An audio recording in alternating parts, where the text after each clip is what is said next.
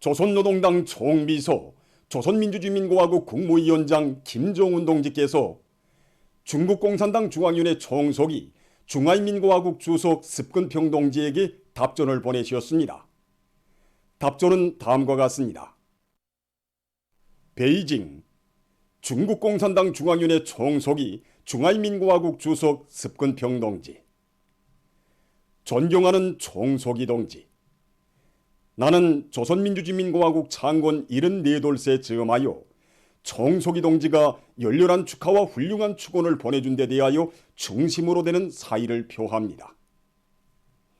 총석이 동지와 중국 당과 정부와 인민의 변함없는 지지와 송원은 적대 세력들의 극악한 고립봉쇄 책동과 세계적인 보건위기 속에서 국가의 안전과 인민의 안녕을 굳건히 수호하며 사회주의를 승리적으로 전진시키기 위한 우리의 투쟁을 힘있게 고무하고 있습니다.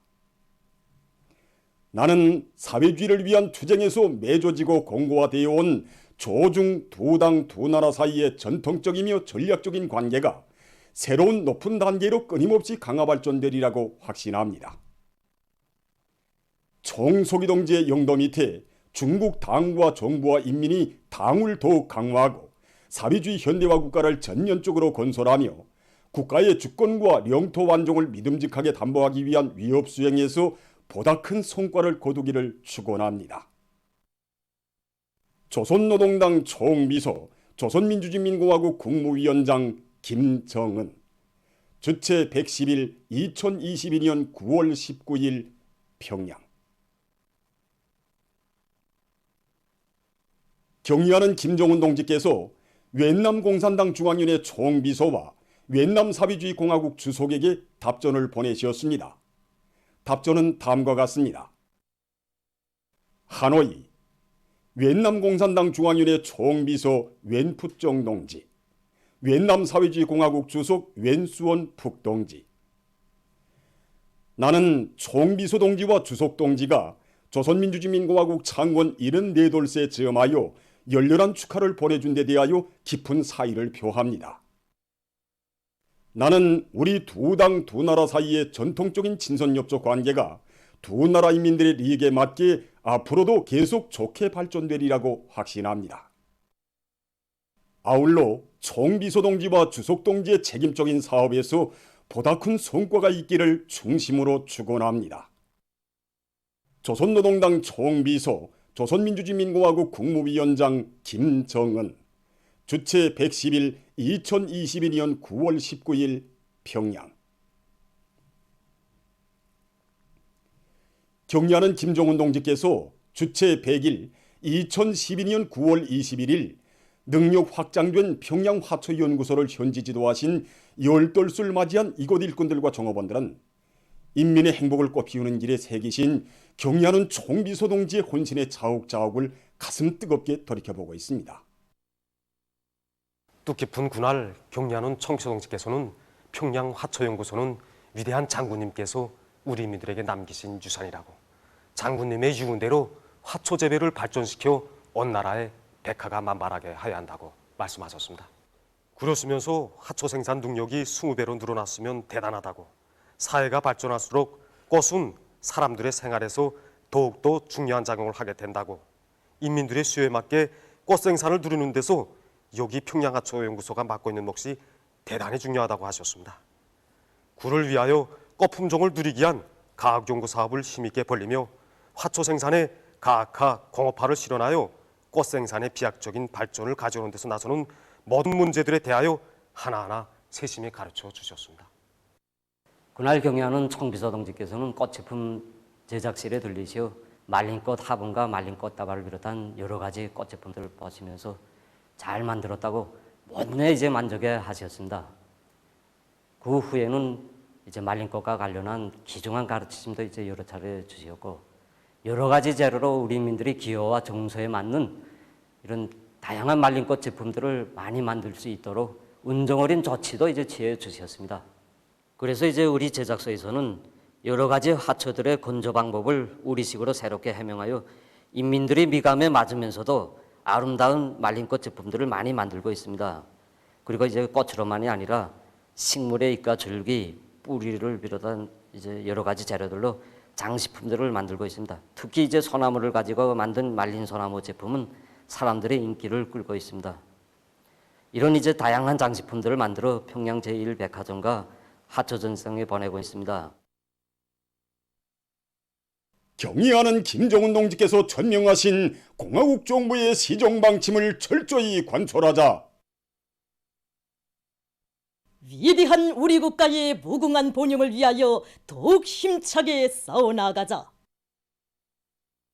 평양시 청년동맹위원회에서는 시안의 청년대학생들의 학습과 과학탐구 열의를 높여주기 위해서 20일 과학기술 전당에서 평양시 대학생 과학연구 발표회를 진행했습니다.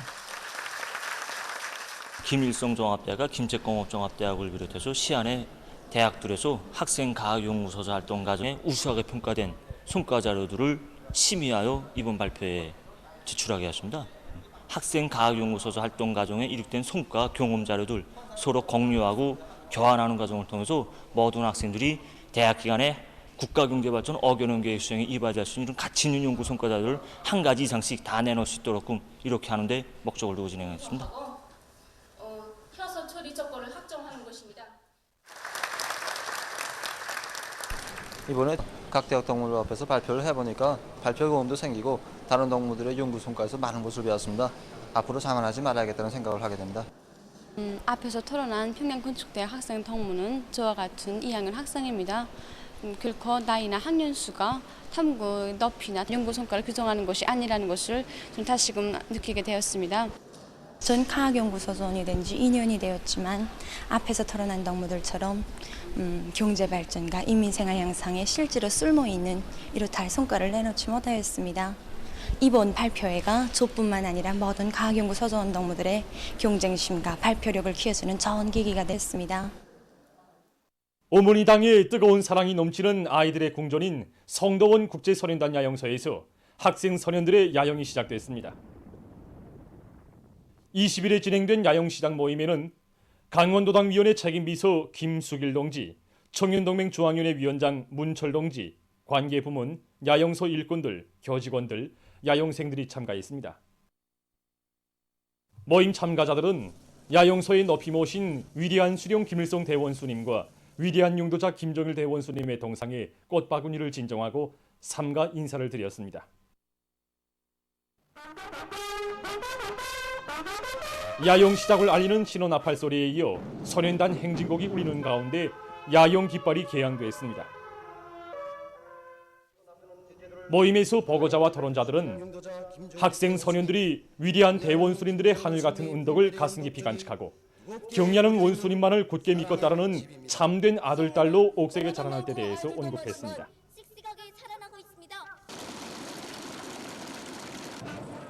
모임이 끝난 다음 야영생들의 분열행진이 있었습니다. 이어서 축하 공연이 진행됐습니다.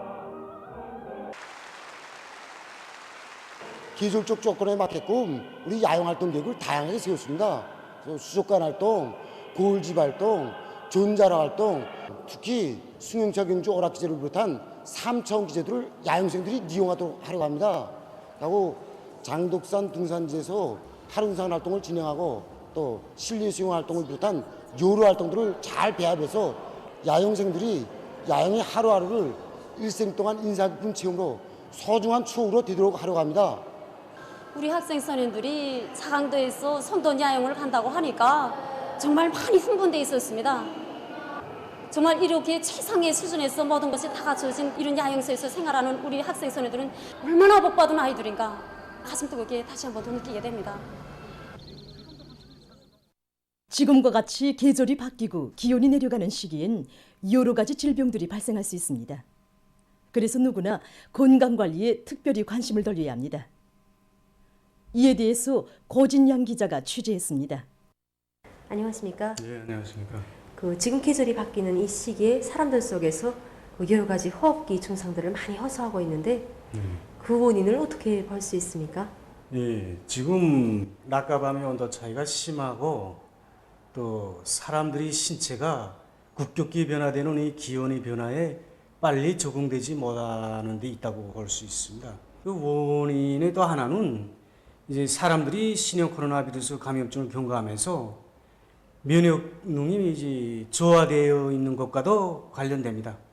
특히 이제 주의를 돌려야 될 것은 덜림 감기입니다. 덜림 감기는 전파력이 강해서 이제 짧은 시간에 수많은 사람들에게 전파시킬 수 있고 지어 생명의 위험을 줄 수 있는 질병입니다. 그래서 지금 세계보건기구와 보건 전문가들도 올해 가을철과 겨울철에 들어서면서 덜림 감기 비루스와 신형 코로나 바이러스들이 이제 동시에 유행돼서 이로 인한 그 합병증들이 생기고 이로부터 차려지는 그 후과에 대해서 이제 매우 우려하고 있습니다. 그 신형 코로나 바이러스 감염증과 덜림 감기가 그 임상 증상이 비슷한데 그것을 어떻게 구별할 수 있습니까? 두 질병이 다 열나기, 머리 아픔, 관절 아픔과 같은 이런 공통적인 증상들을 가지고 있습니다. 그러나 두 질병 사이에는 일련의 특징도 있습니다. 우선 덜림 감기는 기본 증상이 몇 시간 사이에 이제 급격히 돌발적으로 39도, 40도의 고열이 나고 머리 아픔이 있고, 신형 코로나 바이러스 감염증은 주로 이제 열나기 증상도 있지만 목 아픔, 기침과 가래와 같은 상기도 감염 증상이 우세한 이런 질병으로 되어 있습니다. 이런 일련의 차이점은 있지만 어쨌든 간에 일반 사람들이 자체로 구별하기는 어려운 점이 많기 때문에 기초적인 증상만 나타나도 제때 담당 의사에게 이제 알려서 해당한 치료를 받아야 합니다. 그럼 덜림 감기를 예방하는 데서 그 효과적인 대책들은 어떤 것들을 들 수 있습니까? 가장 중요한 것은 마스크 착용입니다. 자료에 의하면 비상방역기간 마스크를 착용했을 때 감기를 비롯한 호흡기 질병 환자 수의 발생률이 비상방역 이전 시기에 비해서 50%나 낮았습니다. 마스크는 이제 세균이나 비루스와 같은 병원성 미생물뿐 아니라 황사 피해, 한랭으로부터 호흡기 계통을 보호하는 아주 좋은 수단입니다.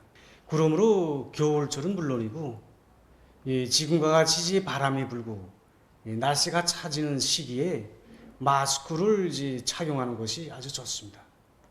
또한 면역력을 높이는 것이 중요한 문제로 나섭니다. 그러므로 이제 손 씻기를 자주 하고 하루 3차 이상 실내 공기 관리를 진행하고 또 2 내지 3%의 소금물 함수를 자주 진행하는 것과 함께 마늘주 흡입을 이제 자주 진행하는 것도 이제 덜림 감기를 비롯한 호흡기성 질병을 예방하는 데서 아주 효과적입니다.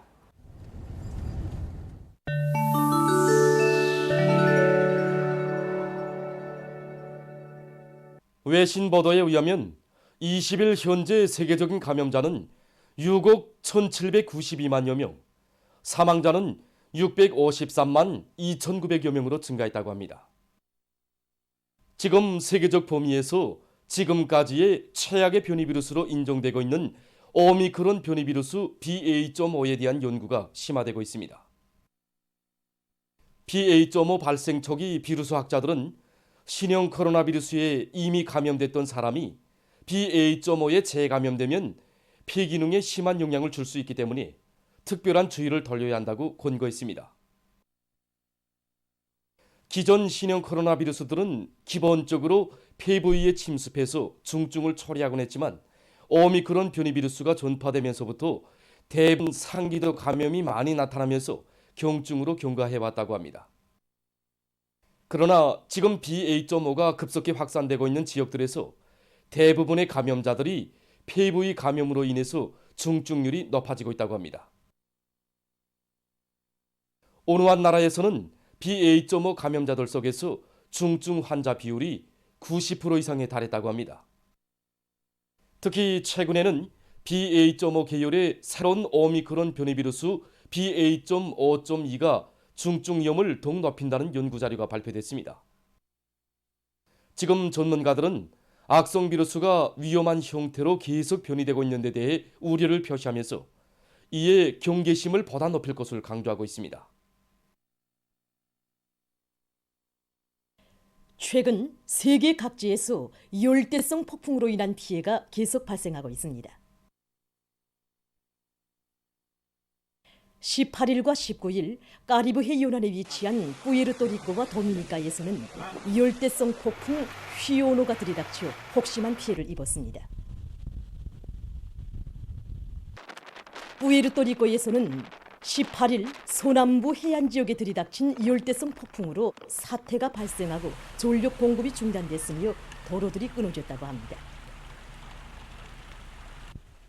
폭풍의 최대 바람 속도는 시간당 140km였다고 합니다. 이 나라의 기상기관이 밝힌 데 의하면 폭풍의 영향으로 동부와 남부 지역에 최고 76cm의 폭우가 내릴 것으로 예견된다고 합니다.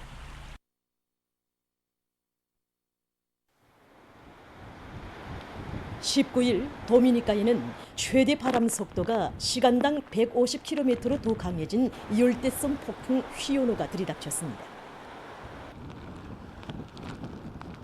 강풍으로 건물들의 지붕이 날려가고 전주대와 나무들이 넘어져 전력 공급이 중단됐다고 합니다.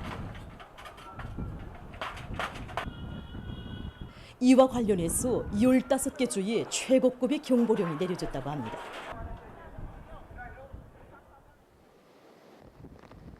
한편 일본의 서남부 지역에도 18일 열대성 폭풍 난마돌이 들이닥쳐 피해가 났다고 합니다.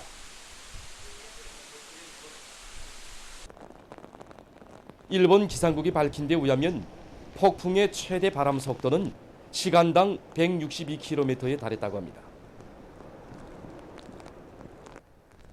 폭풍으로 1명이 사망하고 60여 명이 부상당했으며 수만 명이 대피했다고 합니다. 또한 열차와 비행기 운행이 중지되고 도로들이 차단됐다고 합니다.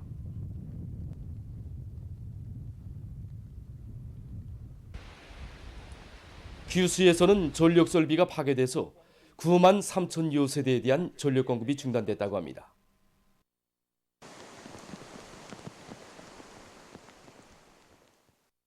보도를 마칩니다.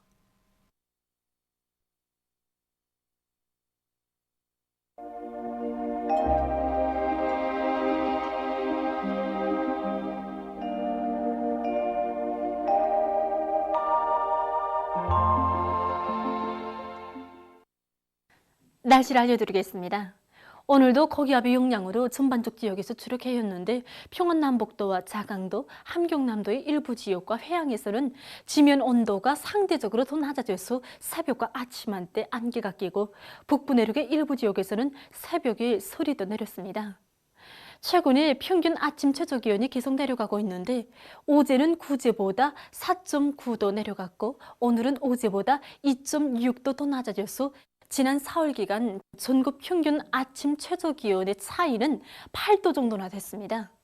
이렇게 지난 18일경부터 낮과 밤의 기온 차이가 10도 이상으로 늘어나고 있는데 오늘도 전국 평균 일기온차는 17.6도나 됐습니다.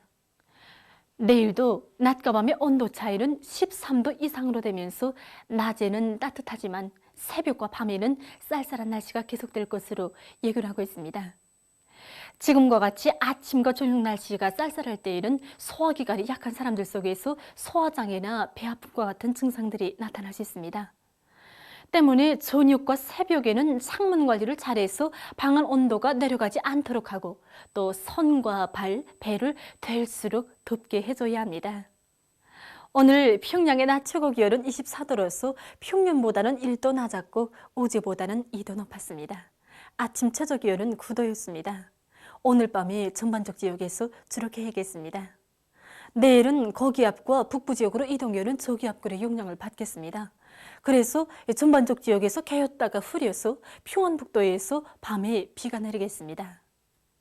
온천과 장현을 비롯한 소연 충북 남의 일부 지역에서도 산발적으로 약간의 비가 내릴 것으로 예견됩니다. 그리고 새벽과 아침에 전천, 부전을 비롯한 자강도와 함경남도의 일부 지역에서 안개가 낄 것으로 예견됩니다. 내일 아침 기온이 제일 낮은 지방은 백두산으로서 령화 2도 정도로 예견되고 낮 기온이 제일 높은 지방은 중화지방으로서 25도 정도로 예견됩니다. 그럼 지방별 날씨를 알려드리겠습니다. 평양시 남동풍이 3 내지 6m로 불고 새벽과 오전에 개였다가 오후부터 흐려서 밤에 약간의 비가 내리겠습니다. 내일 아침 최저기온은 11도, 내일 낮 최고기온은 24도 정도로 예견됩니다. 백두산미령 남동풍이 3 내지 6m로 불고 새벽부터 오후까지 개였다가 밤에 흐리겠습니다. 해산시 남동풍이 3 내지 6m로 불고 새벽부터 오후까지 개였다가 밤에 흐리겠습니다. 강계시 남동풍이 3 내지 6m로 불고 새벽부터 오후까지 개였다가 밤에 흐리겠습니다. 총진시 남동풍이 3 내지 6m로 불고 새벽과 오전에 개였다가 오후부터 흐리겠습니다. 함흥시 남동풍이 3 내지 6m로 불고 새벽과 오전에 개였다가 오후부터 흐리겠습니다. 운산시 남동풍이 3 내지 6m로 불고 새벽부터 오후까지 개였다가 밤에 흐리겠습니다. 신의주시 남동풍이 3 내지 6m로 불고 새벽과 오전에 개였다가 오후부터 흐려서 밤에 비가 내리겠습니다. 평송시 남동풍이 3 내지 6m로 불고 새벽과 오전에 개였다가 오후부터 흐려서 밤에 약간의 비가 내리겠습니다. 사리온시 남동풍이 3 내지 6m로 불고 새벽부터 오후까지 개였다가 밤에 흐리겠습니다.